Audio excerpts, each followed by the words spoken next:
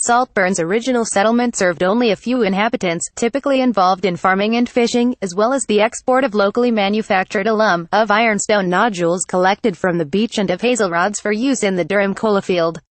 But in the 18th and 19th centuries, the more lucrative trade of smuggling took hold, with John Andrew, the then landlord of the Ship Inn, a pub still there to this day, becoming known as the King of Smugglers for his work in providing the local gentry with illicit goods.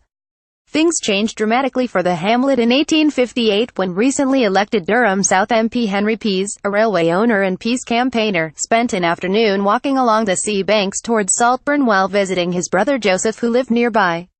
According to a Redcar Cleveland Borough Council report, on the way Pease had a prophetic vision of a town arising on the cliff, and the quiet, unfrequented and sheltered glen turned into a lovely garden. Pease persuaded fellow shareholders in the Stockton-Darlington Railway Company to form the Saltburn Improvement Company.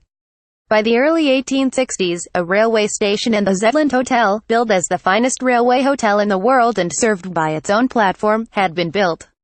This was followed by pleasure gardens, appear in private developments. After the death of Pease in 1881, development slowed, but for decades it remained a popular seaside resort. In common with many similar towns in the latter half of the 20th century, it saw a decline in tourist numbers as people increasingly opted for holidays abroad. But the historic character of the area combined with its natural beauty means it remains a wonderful place to visit, just as Henry Pease envisioned 160 years ago. Technical details: Leica M9 camera with AL Merit 24mm lens, exposure of 1/350th f13. ISO 320.